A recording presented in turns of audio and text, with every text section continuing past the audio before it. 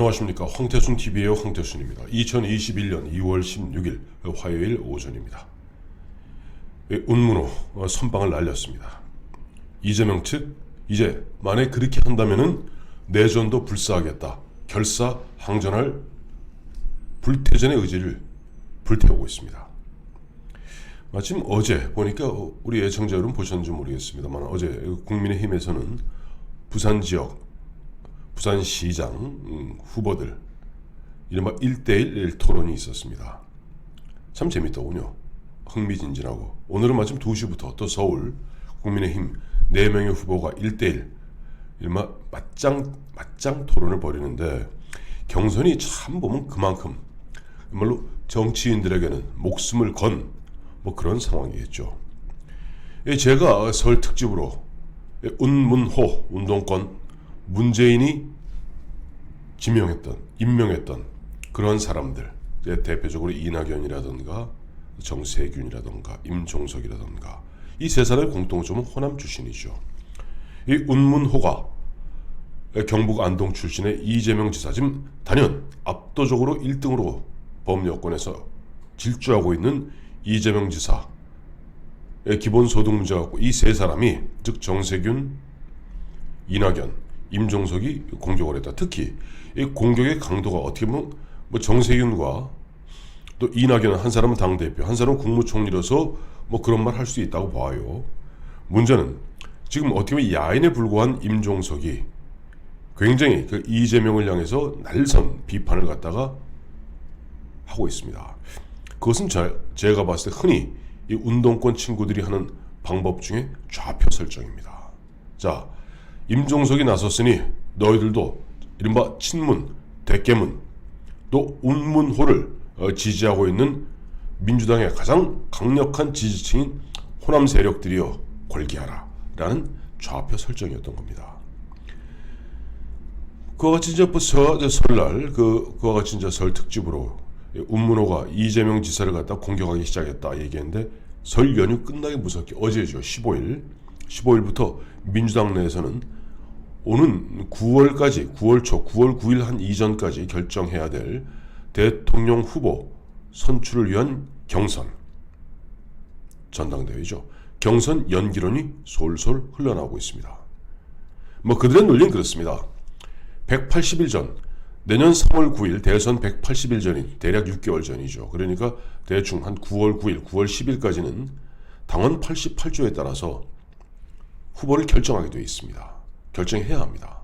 그런데 맞상대인 국민의힘 같은 경우는 당원 당규에 따라서 120일 전입니다. 대충 한 11월 11일 그때까지 후보 결정하면 됩니다.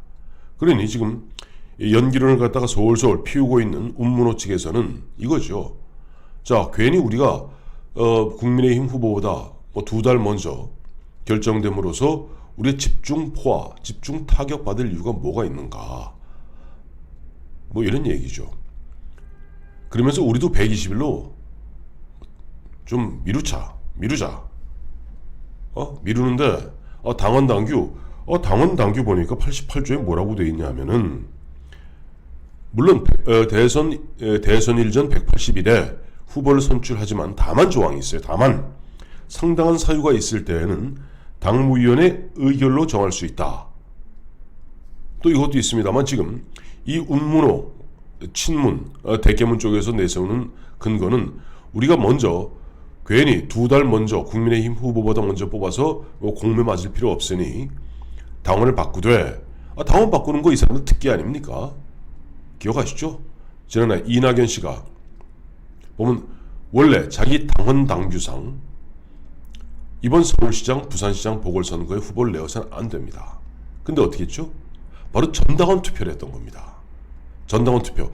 물론 투표율이 30% 남짓입니다. 그러니까 뭐 좀 의미 없는 얘기죠. 하다못해 우리가 뭐 주민투표라도 투표율이 3분의 1, 33.3%가 안 되면 뚜껑을 못 열게 되어 있지 않습니까? 그럼에도 불구하고 30% 남짓의 참여, 전당원 중에 30% 남짓이 참여했을 뿐인데 그거 갖고 자 이것이 전당원의 의사다 라고 이야기하면서 당규를 수정하여 이번에 서울과 부산에 후보를 내겠다고 나서는 사람들이 민주당 사람들입니다. 그러니 자, 얼마나 좋아요. 자, 이게 우리가 괜히 2달 먼저 후보를 갖다가 뽑아서 괜히 야당으로부터 공격당할 이유가 없다.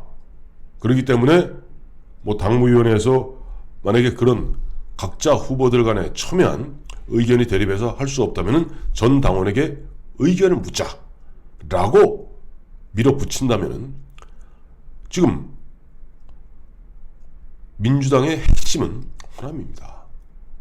서울 지역에 살아도 호남 출신이 그야말로 마치 국민의힘이 경상도 사람이 거의 60% 가깝듯이 책임당원, 여기도 권리당원 거의 절반 이상이 사실상 호남이고요. 더욱 중요한 것은 이 문재인 대통령이 예전에 당 대표 시절에 당시 혁신위원회라는 게 있었습니다. 혁신위원회를 실질적으로 끌어갔던 것은 혁신위원회 부위원장이었던 조국 씨죠.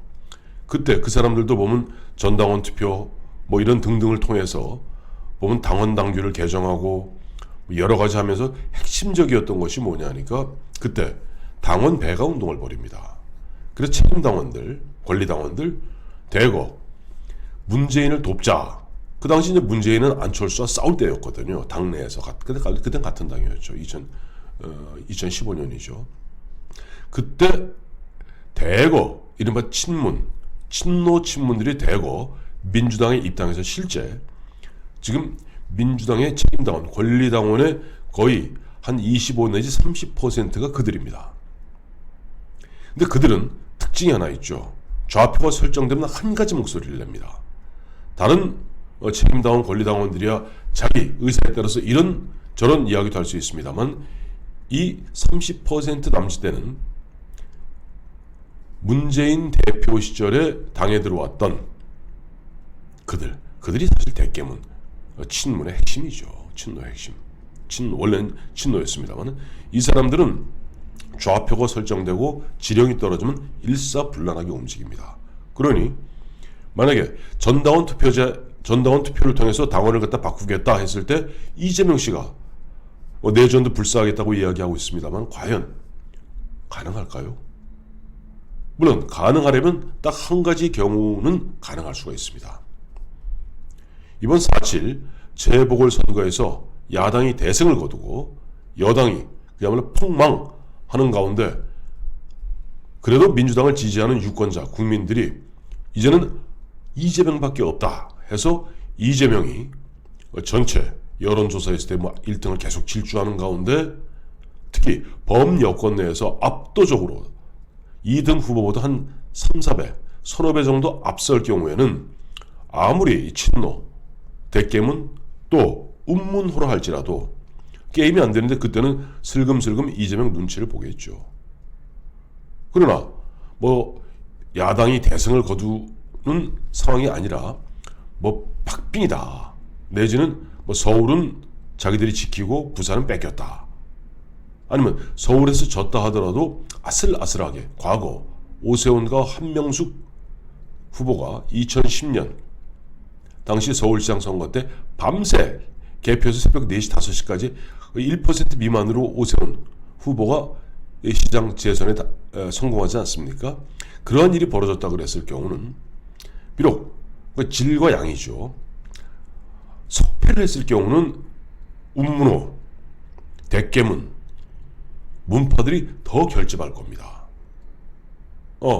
비록 서울시장 또 부산시장 졌지만은 너무 아슬아슬하게 석패했고 우리의 힘은 여전하다. 왜?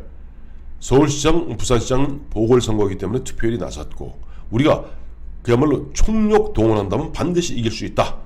그런데 우리가 저 오만방자하고 어떻게 보면 문재인 대통령의 그 사후 퇴임 후의 안전을 절대 보장할 수 없는, 아니 뒤집어 이야기하면 이재명이 만약에 대통령이 된다면 정치 보복 1호로 문재인을 감옥 보낼 것이 뻔한데 그걸 우린 두 눈 뜨고 지켜볼 수는 없다 라고 그들 간의 콘센서스, 어떤 그와 같은 합의가 이루어진다면 아마 이재명이 아무리 반대한다 하더라도 바로 당원을 갖다 전당원 투표를 통해서 당원의 88조를 개정하려고 들 겁니다. 물론 이재명 입장에서는 죽기 살기로 버티겠죠.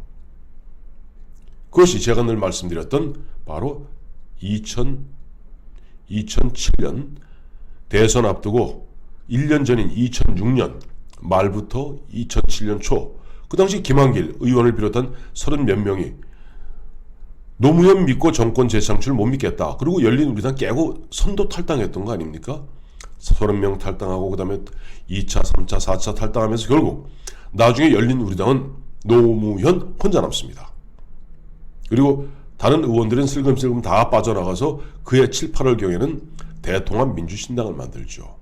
그리고 대통합민주신당에서 노무현, 처음에 노무현의 그렇게 극진한 사랑을 받았으나 당을 깨고 대통합민주신당을 만드는데 가장 핵심적 역할을 했던 정동영 씨가 대통령 후보가 되고, 대통령 후보가 되었을 때 그때 이재명 씨는 바로 대통령 후보 정동영 비서실 수석 부실장이었습니다. 그러니까 친문 입장에서는 그때부터 생각하면은 이재명을 도저히 줄 수 없는 겁니다. 거기다 이재명은 툭하면 노무현 급소를 갖다 쥐고 흔들면서 자기 부인인 해경군 김씨 문제를 돌파했고, 자기 대법원에서 확정 판결 날 것이 번연했던 선거법 위반 등등 갖다가 결국 김명수 대법원에서 뒤집어서 파기환송되었고 결국 무죄 판결을 받지 않았습니까? 지난해 8월인가 파기환송심 대법원에서 파기환송하여 무죄로 올라온 부분을 다시 확정함으로써 그때부터 이재명은 지난해 추석부터 시작해서 계속 1등으로 질주하고 있습니다. 그러니 이재명 입장에서는 어쨌든 당원을 갖다가 무슨 엿장수도 아니고 말이지 그때그때 달라요. 말이 안 되는 얘기다. 아무리 어려울수록 정도를 지키자라고 당원 고집할 것이고, 이 운문호 입장에서는 죽어도 못 주겠다. 당이 깨지는 한이 있더라도 죽어도 못 주겠다라고 버틸 겁니다. 정말 운문호가 선빵을 날렸어요. 설 끝나기 무섭게.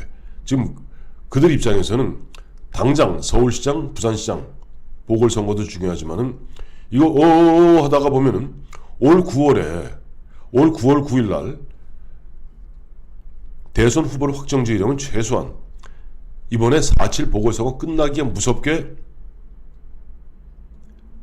새로운 전당대회 열어서 당 대표 뽑아야 됩니다. 그러니까 이낙연 씨는 3월 8일 날 그만둘 거거든요.